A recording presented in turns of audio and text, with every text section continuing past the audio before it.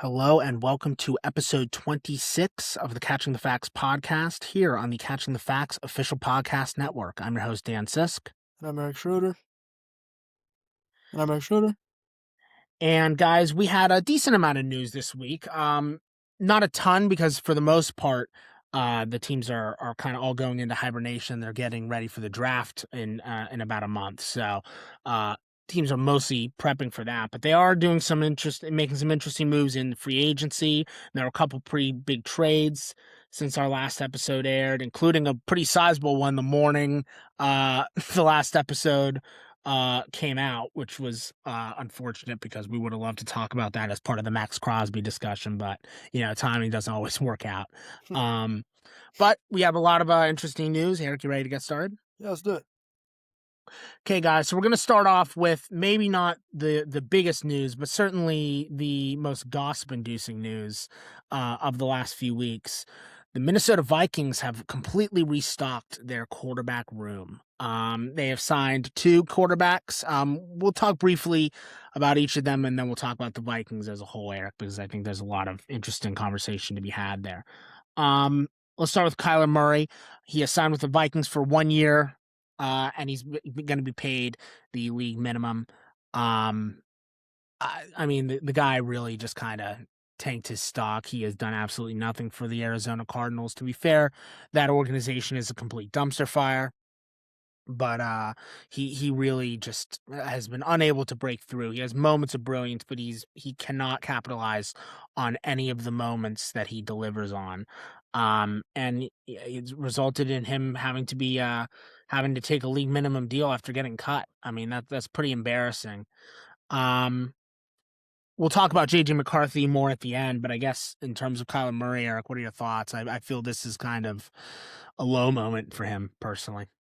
Yeah, it is. But for the Vikings, I mean, honestly, even for him, I don't really mind the move because he's signed for a year. It's the vet minimum, so it's like not. It's like kind of low risk, maybe low reward. I mean, you don't really know. Who knows how Yeah, he'll do? He has more weapons now than he had in Arizona over the past absolutely. couple years, so that could help him a little bit. It's kind of like a 1 year, maybe prove it deal. But with them, we'll talk about it, getting Carson Wentz back. It's like you don't really know how it's gonna go. Yeah. But I mean, for him, it's a good move. I mean, because he's still getting paid a boatload of money by the Cardinals, Yeah. and he's still playing football. So I don't know. I feel like he can't really complain. He gets a chance to kind of revive his career a little bit too. So yeah, I don't mind the move for the team, for him. I think it's good on both sides. So Yeah, I mean, again, I don't disagree with you. I just feel having to settle for the vet minimum before hitting the age of 30 yeah, is yeah. kind of, isn't a great look. I mean, it really does show that draft pick by Arizona, it didn't work out. I mean, they tried with Marvin Harrison and a few other weapons, but there was absolutely no game plan. Cliff Kingsbury was a horrible coach for him, and Yeah, and it just Jonathan really Gannon didn't. as well. Yeah, Jonathan Gannon was as bad, if not worse. Yeah. So yeah, it just was a dumpster fire there.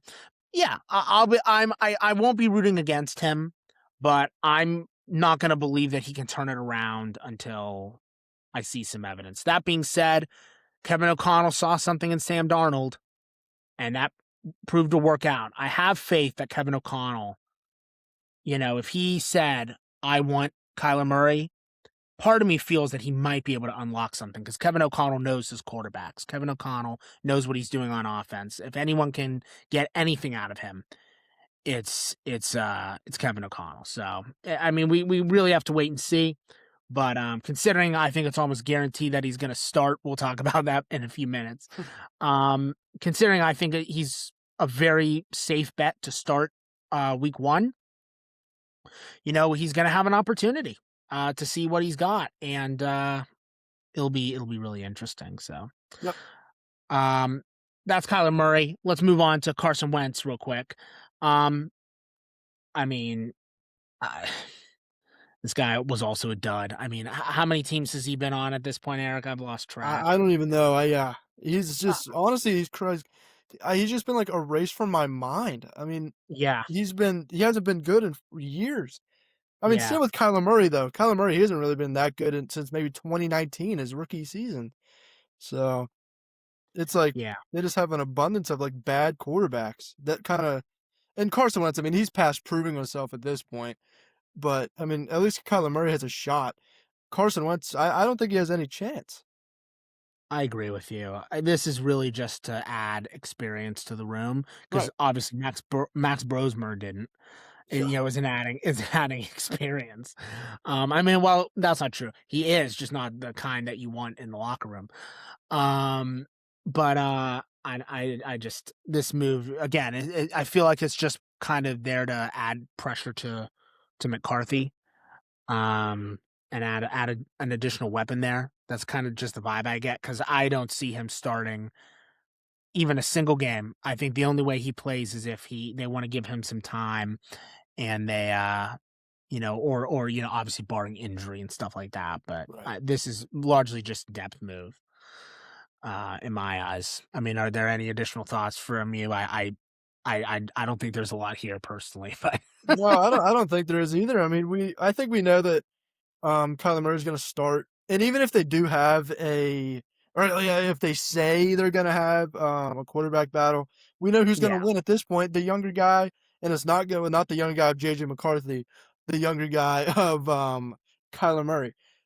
yeah, I don't really understand this move as much. Maybe like you said, the veteran presence, it could work out. sure. Which isn't a bad. I mean, that's not a bad thing to have a. I mean, he used to be okay. So, I mean, it's not like he was a complete dud, but now, I mean, at this point in his career, he's old. He's not very good anymore. Interesting move, but it's like you said, it's just depth at that point. Yeah, agreed. So I guess the big story coming out of this, Eric, is JJ McCarthy. Watch your back. Yeah, This was having these two signings occur, I believe, within 4 or 5 days of each other was definitely a moment in my eyes um, that said that the new Vikings front office, because obviously they just fired their GM, the new front office in Minnesota doesn't believe in him, right, and I'm not even remotely surprised about that. I mean, I think the fact that this organization picked him over Sam Darnold, that is going to be a decision that haunts the Minnesota Vikings for the next few years. I think it's going to take them a number of years to recover. Just like picking Kenny Pickett set the Steelers back several years. right. I think this is the same kind of thing. I think going all in on JJ McCarthy did not work out. They clearly want to add pressure on him, and they say that the battle will be between Kyler Murray and JJ McCarthy. As we've both hinted at, Eric, I think we both agree. Guys, Kyler's got the job. I mean, the fact that this front office could have kept McCarthy if they really wanted to, and they decided to add not one but two depth pieces. If they just added Carson Wentz, then yeah, McCarthy's starting. But they got Kyler Murray as well, and that says a lot. Um, I mean, McCarthy really hasn't developed the way they thought he would. I mean, I understand he lost his entire rookie year to injury, and that is unfortunate.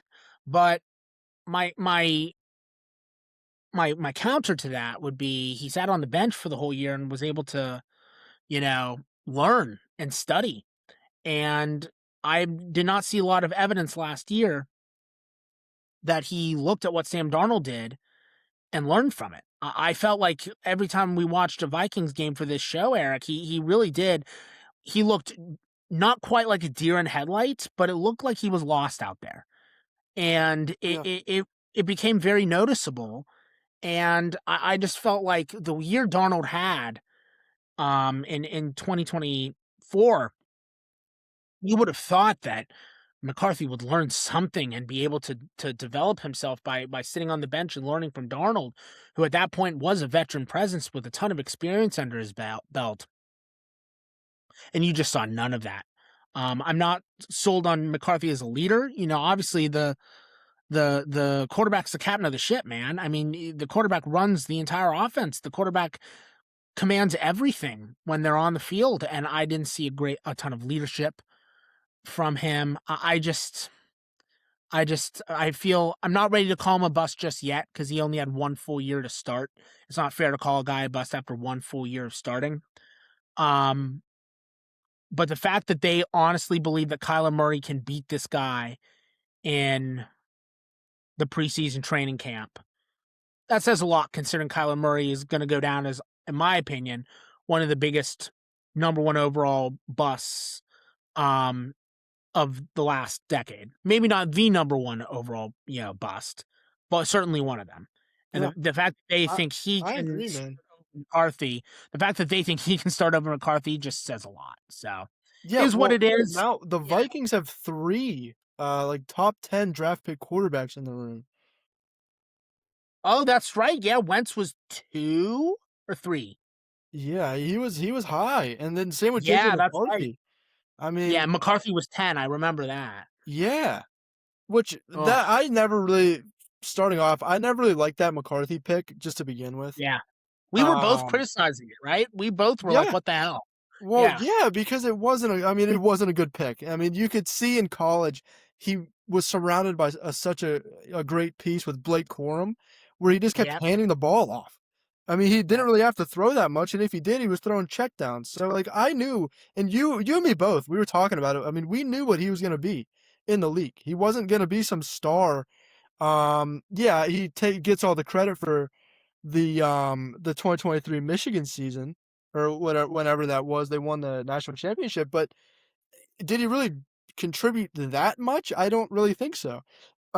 you can argue he So didn't. I mean, like it's just like crazy that the Vikings now have 3 top 10 draft pick quarterbacks. What does that say about the quality of these guys that they have? I understand Carson Wentz is old. Really no shade to Carson Wentz. It's more JJ McCarthy, who was supposed to be the future, who's now getting beat out by Kyler Murray out of all people. It's like I don't really, and who's not even a star in the league, you can say. He's an average quarterback. So, I mean, I don't it's an interesting um it's just like interesting to me. Like if I'm JJ McCarthy, I'm not too happy, but like I'm on the other hand, it's like you have to start somebody else. JJ McCarthy is not the answer. I understand it's only been 1 season, but that season was not good. And it's not like he's surrounded by a bad team like Kyler Murray, you can make the argument for was in bad coaching. Kevin O'Connell is a great coach and he built a Yeah, great team around him. So there's really no excuse in that aspect. So I mean, I'm excited to see what Kyler Murray will do. Assuming he gets the reins, which I'm sure he will, because somebody has to do something with this offense. I mean, yeah, Justin Jefferson's career is being wasted, and he's a yep, great talent, and they're paying him all this money, but they're not winning games, and it starts with quarterback. So, yeah, I mean, it's like a Steelers situation.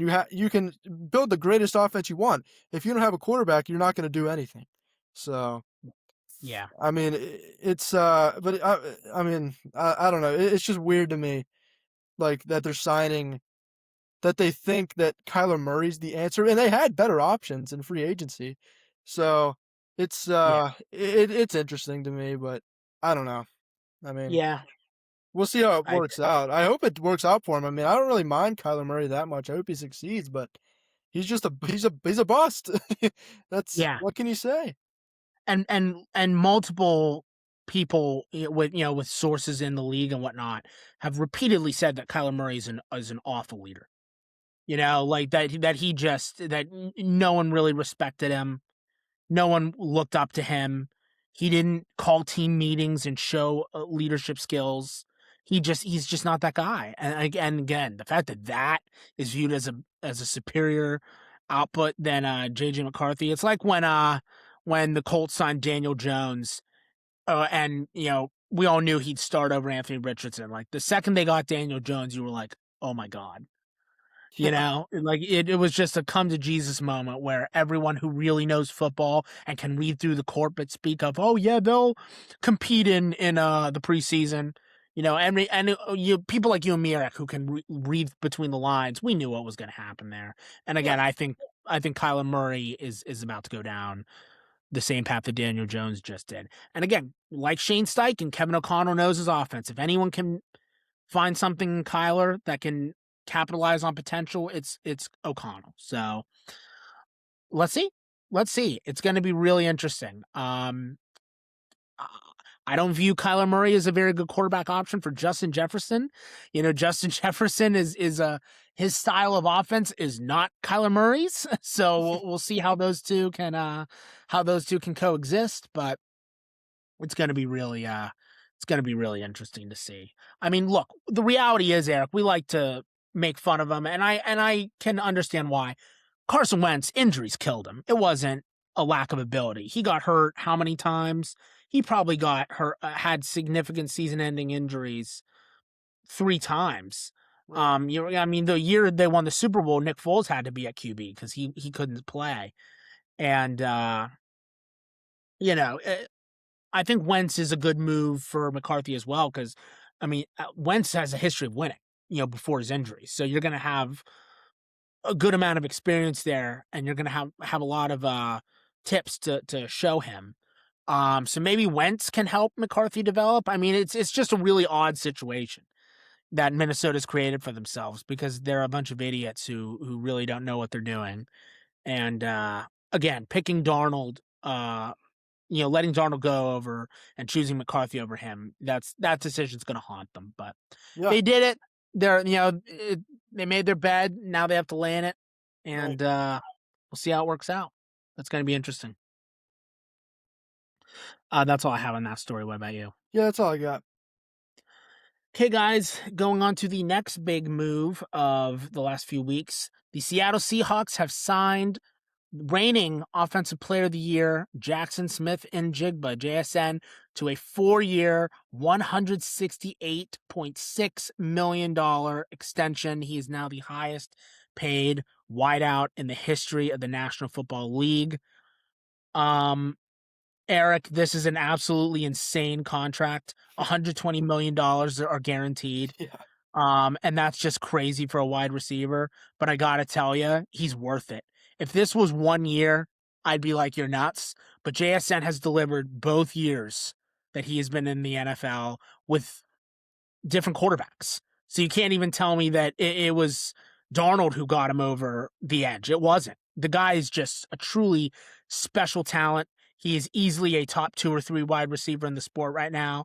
And as much money as it is, I got to tell you, man, he's worth it. He's worth every penny. Yeah, I agree. He is definitely worth it. What he's been doing these past 2 years.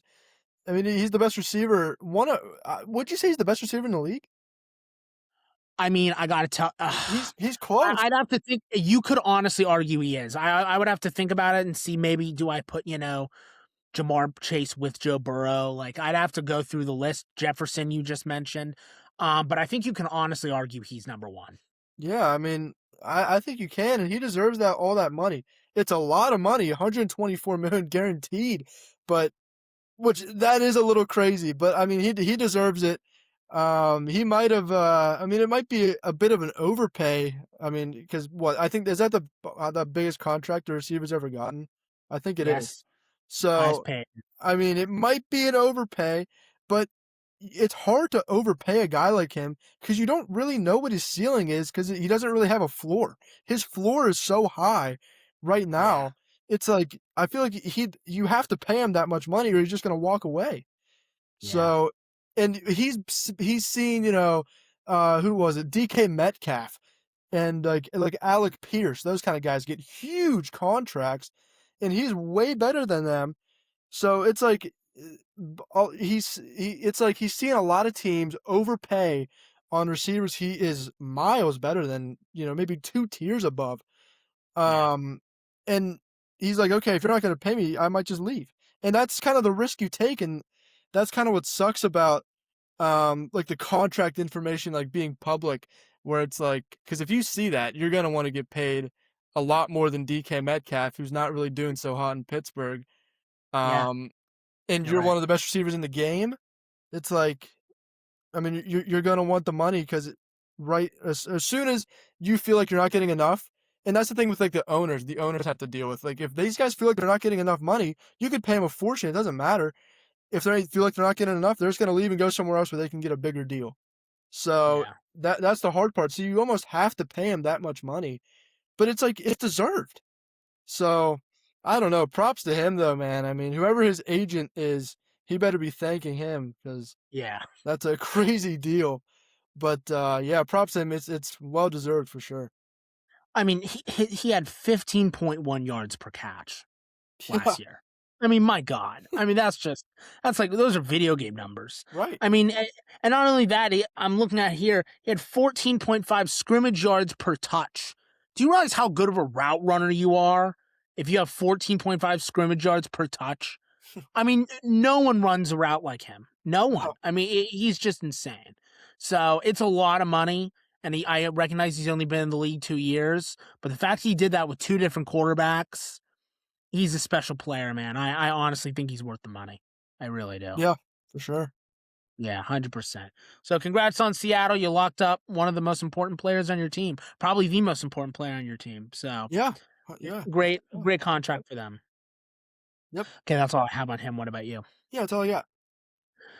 Okay, guys, moving on to the next story. Indiana Jones. Remember him? We love Indiana Jones here on Counting the Facts. Daniel Jones has signed a new 2-year deal with the Indianapolis Colts. He has been guaranteed $88 million, and there's a max value of $100 million. Giving Daniel Jones an average pay of $44 million a year may seem ridiculous to you. However, may I remind you, fellow listener, that Daniel Jones was the single reason why the Indianapolis Colts were relevant in the first half of the year, and it is only when he went down with the season-ending injury that the Colts fell apart. This is a lot of money, especially for a guy who has won one playoff game. Not two, not 10. He has won one playoff game in his career. I get that that's, a crazy, a crazy contract for him. But I got to tell you, Eric, I think he's worth this money. I think the Colts realize that he's the reason they were relevant. Um, and they're just doing anything and everything to continue the success they had at the beginning of last year. I think they have renewed faith in Shane Steichen after what Steichen delivered with Daniel Jones. I think they realized that Anthony Richardson was a mistake. They moved on from him for the most part. And Jones just has really revitalized his career because Steichen saw something in him. And I, I honestly think it's a good move. Again, I get the money might be a turnoff for some people, but I think Jones has proven that in Indianapolis, something between him and Steichen, that is just a quarterback head coach relationship that works. And the Colts see that and they're playing into it. And it's only for 2 years. It's not like they're wasting insane amounts of money for an extended period of time, like what the Cardinals are doing with Kyler, what the Dolphins are doing with Tua. I mean, it's not an albatross contract in that regard. It's 2 years. So I think it's a good move. I've seen a lot of people make fun of this move. But I like it. I really do. I think it's what Indianapolis needed. And I think the Jones Steichen relationship, injury pending, will reap rewards for them and possibly get them pretty deep into the AFC. So I like it. Yeah, I like the move. I mean, it's either that or Anthony Richardson. So, I mean, That's very anything true. is I better didn't bring than that Anthony up. Richardson. That's very true. I didn't bring that up. You're right. Yeah, so I mean, the move is good. Um, Daniel Jones, I mean, he kind of revived his career in a way. Because I mean, he was the MVP candidate for a good like portion of that season last year, Like a month and a half, man. A month and a right? half, he was the MVP candidate. Yeah. So I mean, props to him because he was the laughing stock of New York, and for him to turn his career around like that, I like it. I like to see it. He's playing good football for for like the first half of the year, but still, I mean, he was playing good, and it like you said, it's not like a crazy deal where it's 7 years. It's only two, so it's kind of like, prove yourself, and like they know what he can do. But without Michael Pittman Jr. and some of the other pieces on the offense, we'll just have to wait and see. They just need to get a little bit better O-line, and I think they could be really good. Yeah, I agree.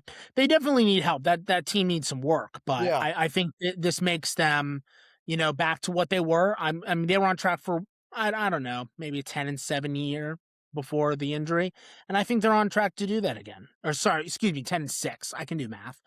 I think they're on track to do that again, to be honest with you. I think there's a lot of potential with Daniel Jones. So let's see what they got. They got to make a few more Yep. moves, but they have a solid core.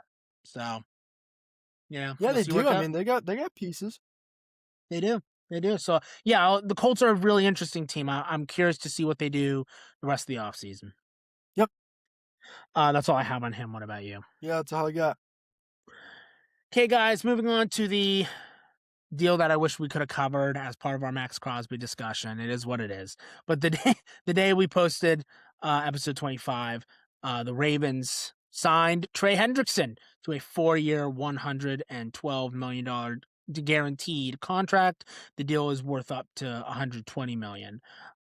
So I mean, look, all the reports said that the Ravens were initially planning to get both Crosby and Trey Hendrickson. Do you believe that, Eric? I don't know if I do. I also don't know if I believe that. They would have had to pay them a lot of money. Yeah. Which I don't know if they have that much. But Yeah, I I agree. mean, maybe because like that was pretty quick. The Crosby trade got waived off and like the next morning, Yeah, within Trey 12 Hendrickson hours. was coming Yeah. in. So Yeah, within like 15, 16 hours, they got yeah. Hendricks. So But maybe, but I mean, I don't know.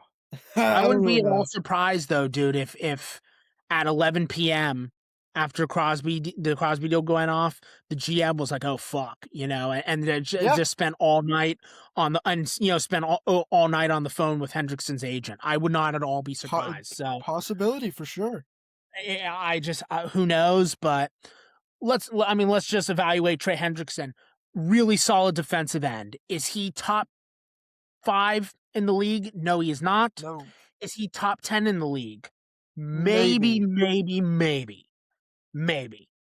He definitely I feel has an attitude issue. I mean, we saw how he handled the Bengals negotiations. I recognize the Bengals are a bunch of spineless cowards who are super cheap, but I mean, how you handle that situation says, in my opinion, says a lot about your character. And I feel Hendrickson could have handled those negotiations a little smoother. Um, I don't know, man. They keep 2 first-round picks. They would have had to give up 2 first-round picks for Crosby. Uh, and I think overall the Ravens kind of won out here because like you said, they would have had to pay both guys, and they would have had to give up a couple first round draft picks. Now they keep those draft picks and they save the money that they would have paid Crosby. So Right. I think the Ravens are honestly fine. I think people are underestimating the importance of those first round picks. I know the Ravens obviously wouldn't be picking high, but a first round pick's a first round pick. You'll be able to get a solid player in Yeah. the first round. And so uh, I think it's going to work out for the Ravens. I know again a lot of people are clowning on them, but I think holding on to the picks is important. And Hendrickson's good enough, Eric, that while he's obviously not on Crosby's level, um, he's going to help. I mean, we all know the Ravens' defense was really problematic for them last year, um, and so they needed to make a move, and they got a guy who's not elite, but is again very solid, very very good for who he is. Um, and so I think it's a pretty good move. Again, not a slam dunk for Baltimore, but considering they embarrassed themselves in hilarious fashion with how Max Crosby went down, I think they did what they had to at least put a band-aid on the wound. So Yeah, they did. Like Trey Henderson, like you said, he's probably top 10. He's like the second tier of pass rushers right now, I would yeah, say. I'd agree with Which that. Maybe even at the top of the right. second tier, Could be. right? Yeah, he could be. He just has to kind of break through, but I mean, I don't know if I like the Trey Hendrickson move too much. Like obviously, of course, Max Crosby is going to be better, right? But I mean, what last year Trey Hendrickson had he had 11 tackles, 4 sacks. I mean, that's not like crazy numbers that are No, off the charts. you're So, right.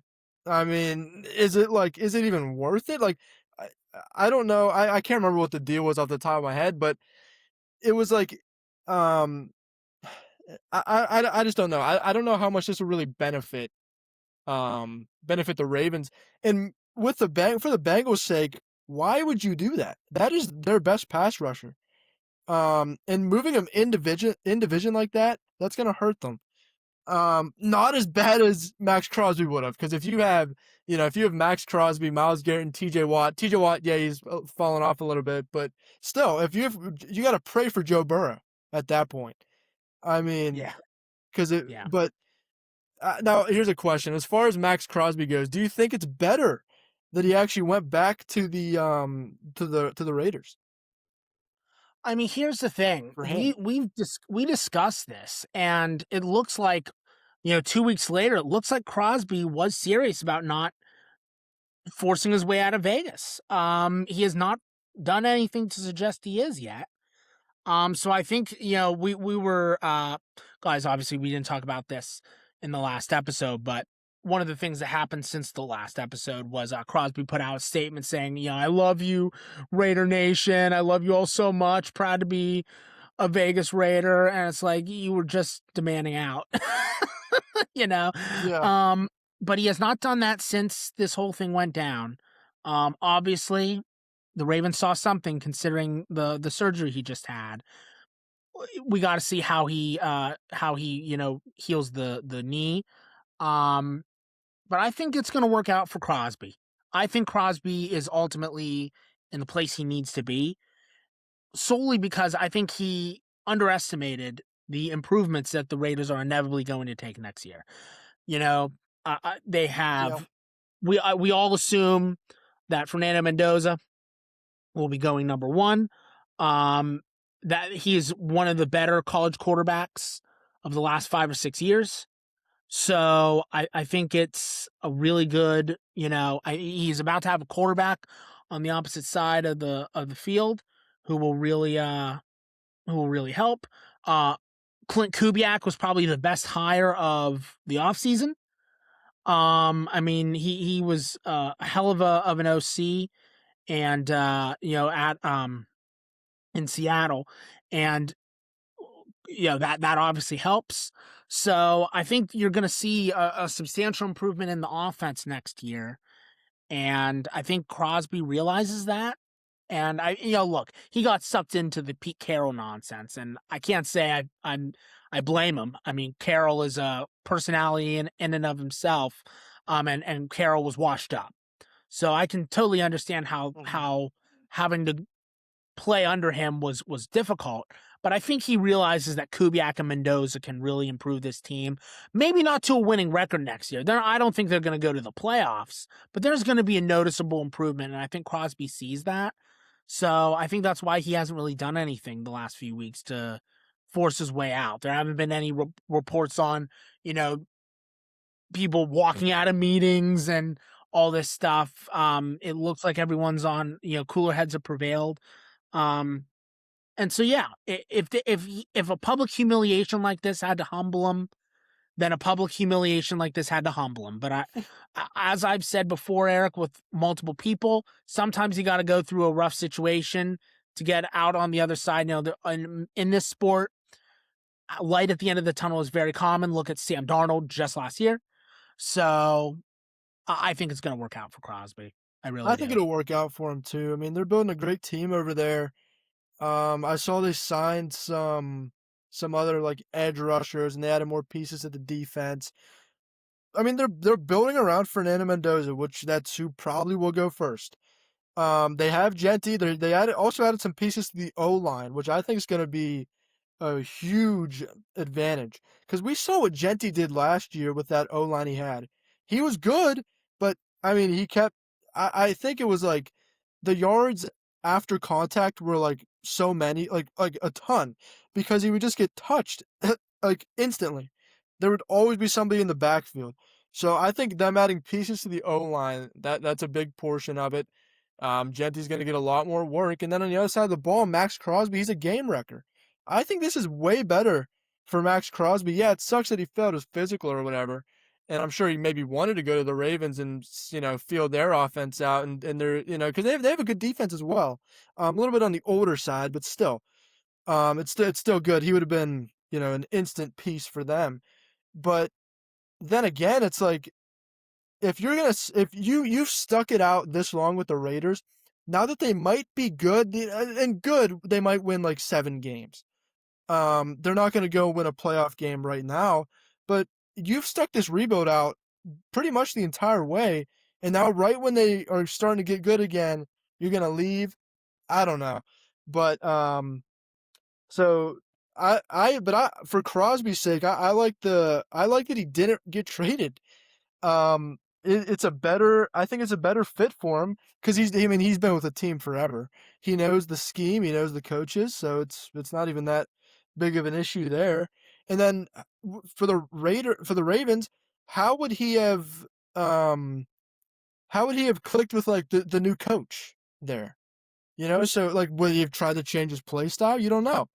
Um so I think it's a better move for Crosby. It's definitely a better move for the Raiders.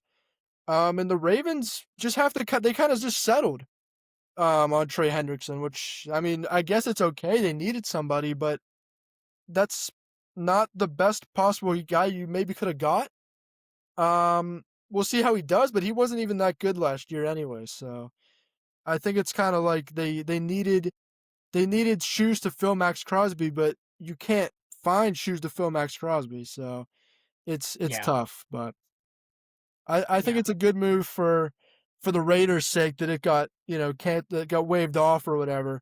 Good move for Crosby, but a interesting move for the Ravens now that they went out and got Trey Hendrickson. yeah. Yep, agreed.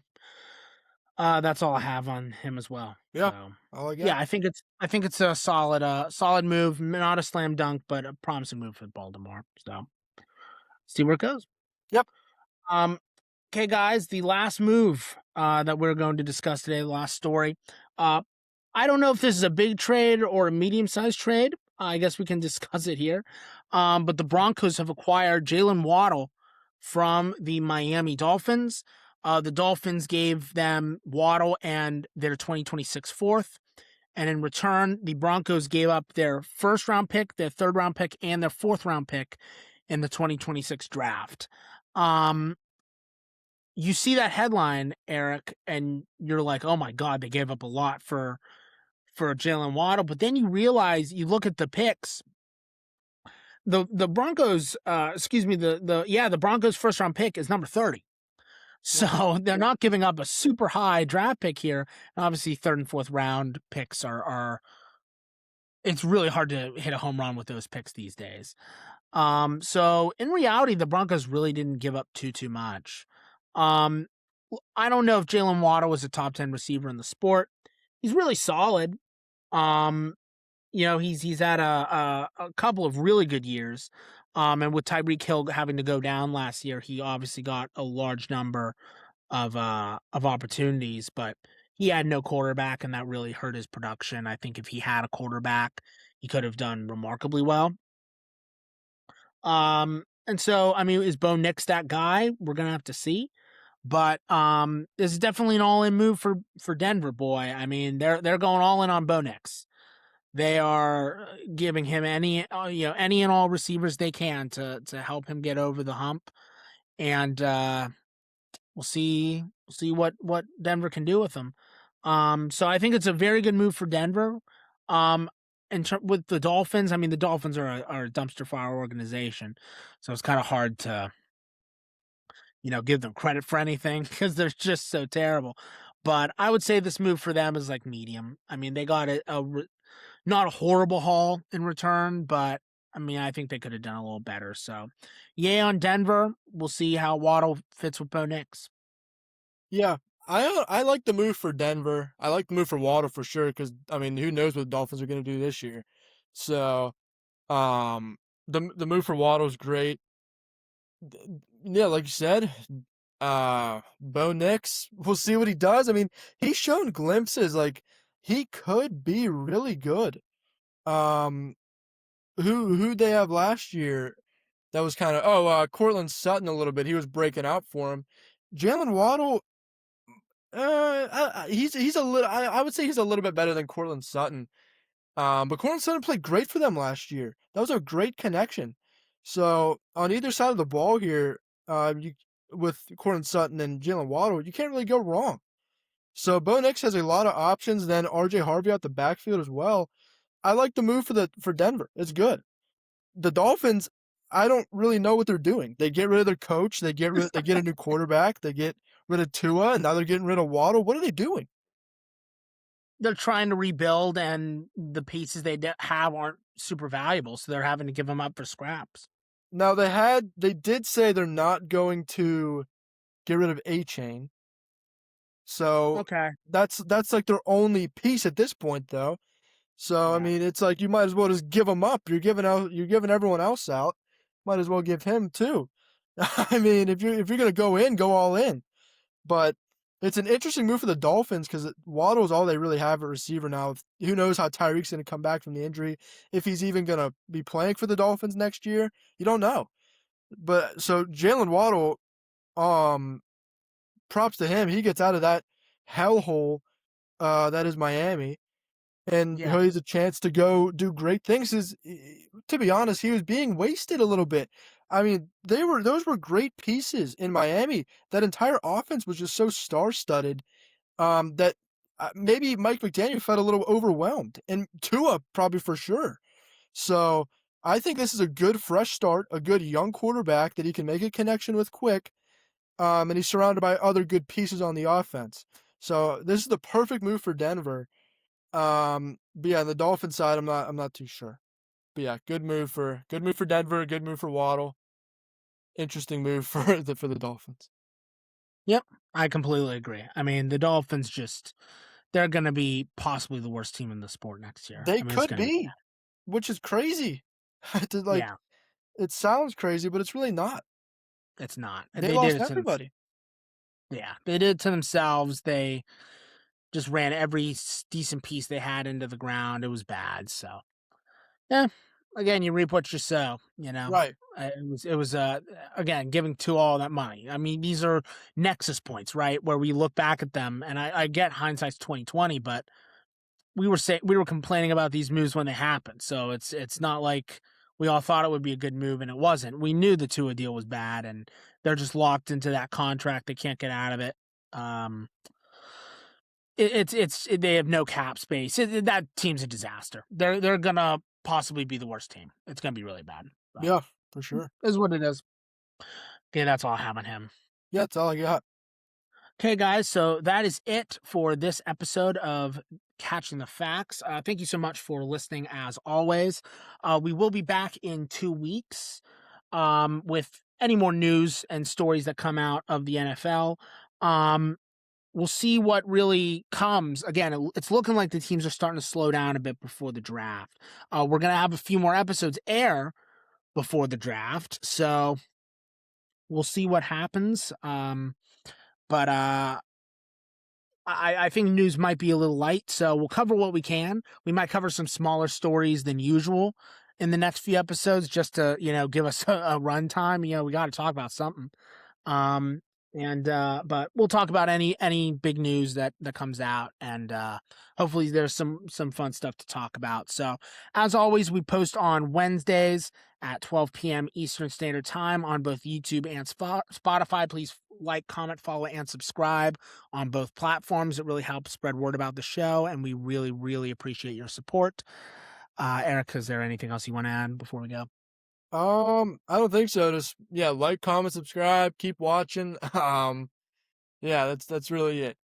Yeah, guys. So, again, thank you so much for your support as always. Eric and I really, really appreciate it. We will see you in 2 weeks for another off-season recap episode of the Catching the Facts podcast. Until then, I'm your host, Dan Sisk, I'm Eric Schroeder. and we'll see you then.